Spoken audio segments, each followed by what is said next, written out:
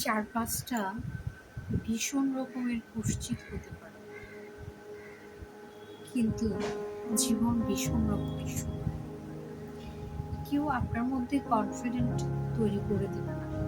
এই কনফিডেন্টটা আপনাকেই রাখতে হবে। এই কনফিডেন্টটা, এই মনোবলটা যদি আপনার মধ্যে থাকে, আজকে ভীষণ দুঃসময় যাচ্ছে, যেখানে প্রতিটা সেকেন্ড আমাকে মৃত্যু কামনা করতে বাধ্য করছে। আমি যদি আমার সেই মানসিক পরিস্থিতিটার সাথে নিজেকে একবার অ্যাডজাস্ট করে নিতে পারি, এই মনোবলটা পৃথিবীর কেউ ভাঙতে পারবে না। মন যদি চাই যে আমি এখনই মারা যাব, আমি যেতেই পারি, আমি চেষ্টাটা করতেই পারি, কিন্তু সেই মরা গাছটাতে যখন আমরা ফুল ফোটানোর চেষ্টা করি, সেখানে কিন্তু ফুল ফুটতে বাধ্য অবশ্যই।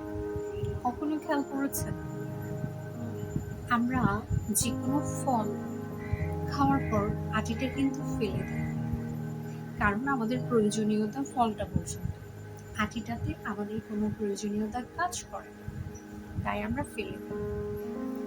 আমাদের চারপাশে অনেক মানুষ আছে যাদের কাছে আমরা ঠিক আটির মতনই প্রয়োজনীয়। পরিপূর্ণ আমটা শেষ হওয়ার পর, আমার প্রয়োজনীয়তা শেষ হওয়ার পর তার কাছে আমার বিহেভিয়ারটা আটি সুলভ হয়। সেটা হয়তো পথে ফেলে দেওয়া হবে অথবা ডাস্টবিনে।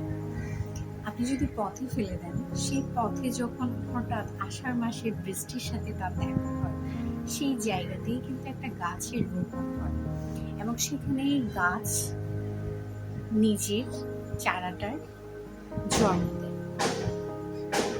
ব্যবহার শেষে ফেলে দেওয়ার সেই কাঠিটা একটা সময় গিয়ে কিসে পরিণত হয়? একটা সময় গিয়ে পরিণত হয় সুপার ডুপার একটা গাছ, একটা শক্তিশালী গাছ, যেটা আপনাকে অক্সিজেন, যেটা আপনাকে ফল, যেটা আপনাকে ফুল, অনেক কিছুই দিতে পারে। তবে সব থেকে ইম্পর্টেন্ট যেটা দিতে পারে সেটা হচ্ছে অক্সিজেন। আর অক্সিজেনের কাছে আমরা সবাই কিন্তু ঋণী, তাই মানসিক মনোবল কিংবা ধৈর্যটার সাথে আমাদের যুদ্ধটা বরাবরই কঠিন হয়ে যায়।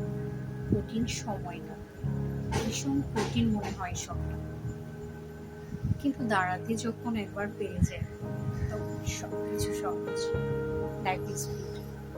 সত্যি, ট্রাস্ট মি।